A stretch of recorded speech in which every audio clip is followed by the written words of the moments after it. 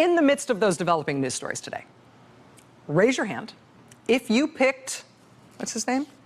Alex Zwaan as the next person who would be criminally charged in the Robert Mueller special counsel investigation bingo game. Did you have a square marked Alex Zwaan on your bingo card? Are you that much closer to bingo now because he got picked?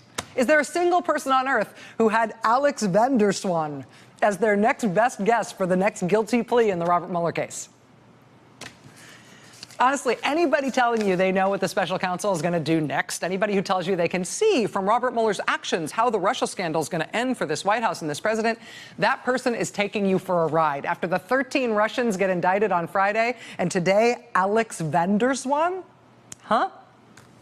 The man who pled guilty today in federal court in Washington is named Alex Zwaan. He's 33 years old. He was born in Belgium. He has Dutch citizenship. He's trained as an English lawyer. He speaks Russian, Dutch, English, and French.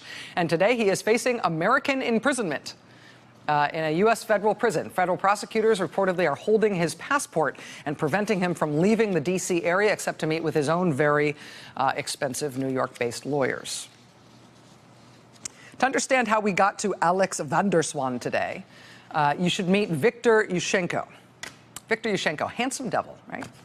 That's him in July 2004. At that time, he was a candidate for president of his country, president of Ukraine.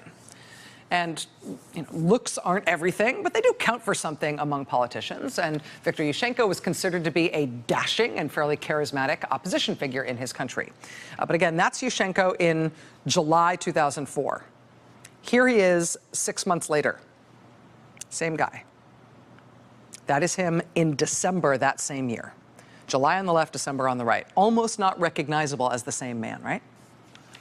What happened between those two pictures, between that, in that 6 month period, what happened there while Viktor Yushchenko was running for president of his country is that he got poisoned. He got poisoned with dioxin, and it disfigured him. It paralyzed half his face, left him with severe, debilitating pain. And with just 2 weeks to go before a rerun of the disputed presidential election in the Ukraine, there was a remarkable development today. Doctors confirmed that opposition candidate Viktor Yushchenko was poisoned during the campaign. NBC's Pat Dawson reports. The effects were startling. The healthy, vibrant opposition candidate for Ukraine's presidency transformed in a matter of a few weeks this fall into a gravely ill man. His face almost overnight changed into a scarred, bloated mask. Today, doctors at a private clinic in Vienna announced that Viktor Yushchenko had been poisoned. There is no doubt this was caused by a case of dioxin poisoning. We know today that at least 1,000 times normal concentration was found in his blood and tissue. It would be very easy to administer in soup. In soup? Somebody must have put it in his food. That's the kind of thing that used to happen to opposition figures who made a nuisance of themselves in Ukraine, particularly someone promising and charismatic like Yushchenko, who in 2004 was running really well against Viktor Yanukovych. Viktor Yanukovych is the pro-Russian Ukrainian dictator who Paul Manafort worked for a decade before he ever became Donald Trump's campaign chair. Manafort was hired in 2004 to work on that presidential campaign, the one where this is what happened to the guy who was running against Manafort's client. But poison is not the only risk that opposition candidates have faced in Ukraine. You might remember at the Republican National Convention in 2016, Manafort was still running the Trump campaign then. They pulled out the lock her up signs for the RNC, and Mike Flynn, soon to be Trump National Security Advisor, led the lock her up chants from the podium. Remember that? Well, before the Donald Trump for President campaign, the lock her up idea for a campaign, that was something foreign to mainstream American politics. But even though that sentiment was new to our politics here in the United States before the Trump campaign, there are places around the world, plenty of them, where that really is the way campaigns work. That really is the way politics operates. So again, Manafort's guy in Ukraine was Yanukovych. One of Yanukovych's presidential rivals was dispatched with dioxin poisoning. But another one of his presidential rivals, a few years later, they went ahead and locked her up. Her name was Yulia Tymoshenko. She was a major figure in the opposition in Ukraine. She was a very successful politician. She was prime minister. One of the things she made a big deal about as prime minister was a massively corrupt natural gas deal that was set up between Putin's government in Russia and his chosen oligarchs in Ukraine. Well, Yulia Tymoshenko ran for president against Manafort's guy, against Yanukovych in 2010. She came very, very close to beating him. She came too close to beating him. And so Yanukovych decided to lock her up. They brought a million different criminal charges against her in 2010, the year of the election. They convicted her in 2011. They sentenced her to 7 years in prison. By 2014, though, she was still in prison, but something was changing in Ukraine. The people of Ukraine decided they'd had enough with Yanukovych. They rose up against him, against Manafort's guy. They overthrew the Yanukovych government. There were bloody protests. There were fatal confrontations. And Yanukovych initially said he would never resign, he would never step down. But ultimately, Manafort's guy, Yanukovych, he took off, he fled in the dead of night. He went to Moscow for safekeeping. And when Manafort's guy, Yanukovych, got overthrown and had to flee to Moscow where Putin could take care of him, that was finally when Tymoshenko could get out of prison. That was the occasion for her being released. It was really dramatic at the time. And coincidentally, purely coincidentally, you know, we're having the Winter Olympics right now in Pyeongchang. When this whole dramatic thing was happening in Ukraine with Yanukovych fleeing to Moscow and Tymoshenko getting freed and the revolution in Ukraine, that was also during the Winter Olympics. This all happened exactly 4 years ago when the Sochi Olympics were underway. Good evening. It's been a day of fast-moving developments in Ukraine's capital, about 600 miles from here in Sochi. A day after agreeing to a broad series of reforms and concessions, the country's president up and fled the presidential palace, and protesters now seem to be in control. What's going on here? It's our victory. People are now gathering here in front of Parliament and starting to celebrate. They realize that something profound is happening here, that their revolution for more democracy in Ukraine may have won. Hungry for information, they press their faces to Parliament's gates for updates. Broadcast on loudspeakers. Parliament was taking over, and joy was spreading. Lawmakers came out to tell the crowds President Yanukovych's days in power were over. Parliament voted to impeach him. We are witnessing the collapse of dictatorship, but the idea is to start creation of a new Ukraine, which will be based on human rights and on human dignity. But there was still one burning question here. Where was the president? He certainly wasn't at his chalet outside Kiev. Ukrainians took it over, peering in through windows, seeing for the first time how their pro-Moscow leader lived by a private pond with a private zoo. But President Yanukovych wasn't finished yet. He appeared on television from where he'd fled in western Ukraine and vowed not to resign. By the evening, it was clear he'd lost the capital and more. The police joined the opposition. The army refused to back the president. And Parliament ordered the release of Yulia Tymoshenko, Yanukovych's main rival. He'd thrown her in jail 2 years ago when she arrived at Independence Square. The protesters believed they'd won. Paul Manafort's job when he ran Yanukovych's political operation was to make him over so that Yanukovych looked just like him, to make sure that Yanukovych would win elections, but also to make Yanukovych seem vaguely legitimate in the eyes of the world, which frankly was a hard thing to do. It's a little bit nuts to even try. I mean, if you wanted to run a guy like this for president, if you wanted to run a guy who's like a cross between Al Capone and Whitey Bulger and Pablo Escobar, and you wanted to run him for president in some country, that would be a hard thing to do. But if you wanted to do that and make that guy seem legit, Paul Manafort is probably the guy you'd hire to do that, right? This has been his kind of gig for decades. And, you know, in that kind of an instance, you know, Manafort would arrange some international PR effort to say, oh, yeah, sure, we know he's Whitey Bulger, but actually he's very nice to stray cats. And he's very clean. He's very tidy. Did you know that about him? There's all sorts of... Also, we've given him a haircut. Paul Manafort's job has been all over the world to put a shine on dictators. His job in Ukraine was to put a shine on Viktor Yanukovych, while Viktor Yanukovych was looting his country and running it as a low-rent, violent criminal syndicate. But Paul Manafort is good at his job. That's why he gets paid the big bucks. And one of the things Paul Manafort did to shine up Viktor Yanukovych was to hire U.S. law firms and U.S. PR companies to sell this guy in the U.S., to sell Viktor Yanukovych like a product in Washington, to make him seem sort of legit. And Paul Manafort's a lifelong Republican, and his connections are all in Republican politics. But at the time, his client in Ukraine was locking up Yulia Tymoshenko, and Manafort was trying to make that seem okay. Here in the United States at that time, it was the Obama administration that was in power. And for Manafort, that put a premium on him trying to sell Yanukovych, put a premium on him hiring firms that had Democratic credentials, or at least bipartisan credentials, so they could try to get a better hearing from the Democratic administration in power in Washington. Right? To try to whitewash the fact that his client had locked up his political rival, Yulia Tymoshenko, Manafort arranged to hire Washington PR firms that had bipartisan credentials. He also arranged to hire this very famous, very well-known law firm, Skadden Arps. Skadden at the time could brag that they had former Obama White House counsel Greg Craig as one of their principals. Manafort hired Skadden to do a review of the whole lock-her-up adventure with Tymoshenko, a review of the circumstances by which his client had locked up his political rival. We'll have this blue-chip law firm look into it and check this all out, issue a report explaining what happened here. There are two things to know about this engagement that was arranged by Paul Manafort. Number one, the report prepared by that law firm gave Manafort what he was paying for.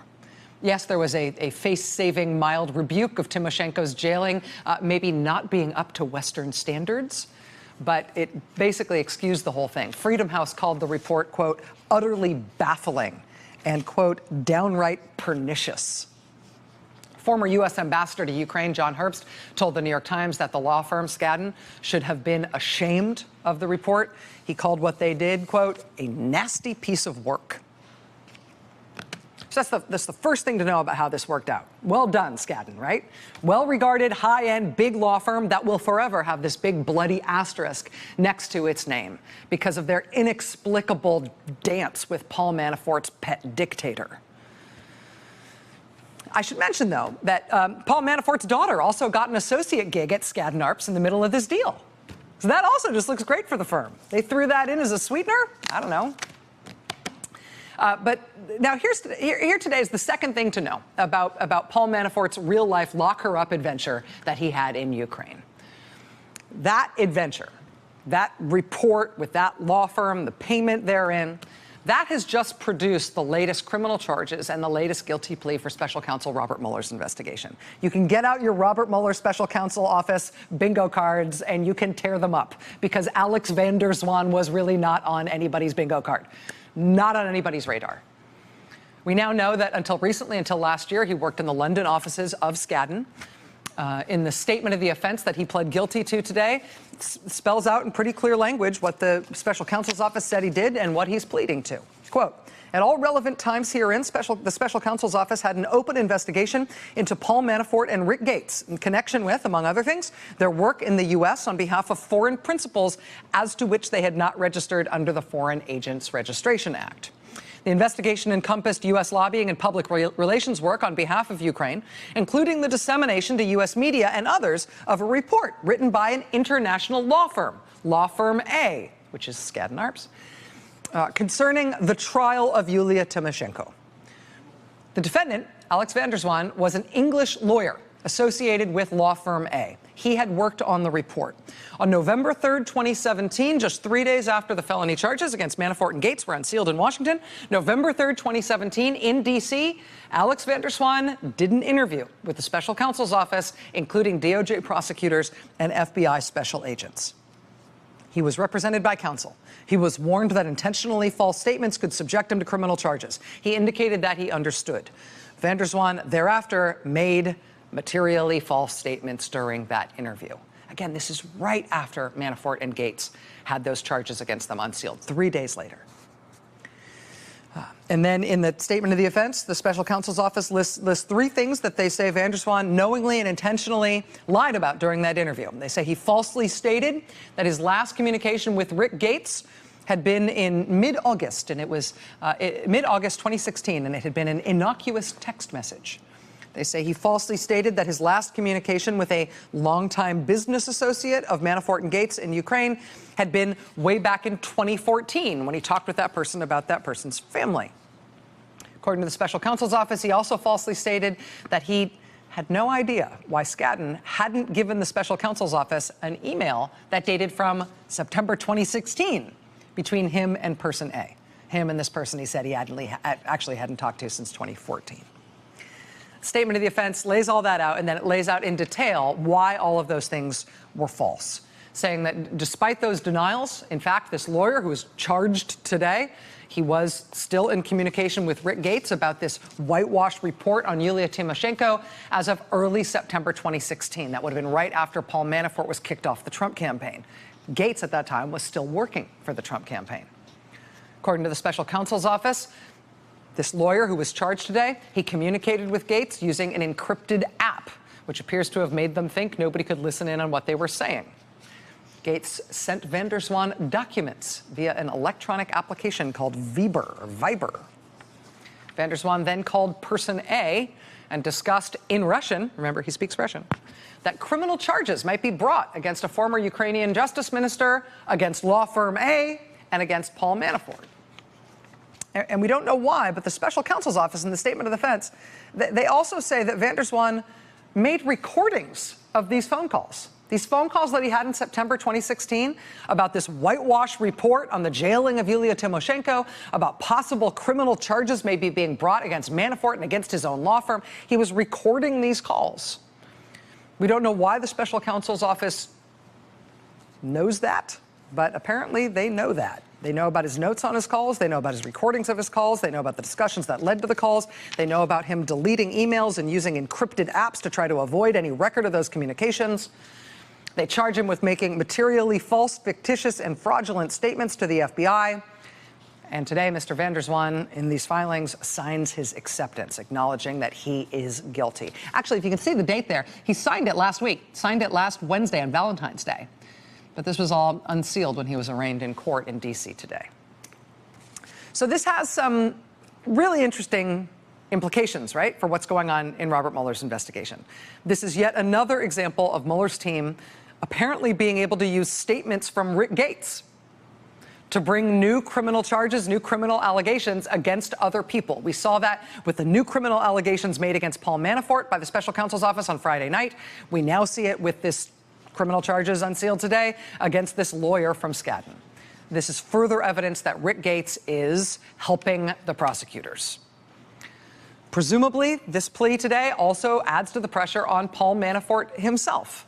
Pressure that he, too, should start cooperating with prosecutors, given all the stuff they've got on him and all of these people who worked around him in various means.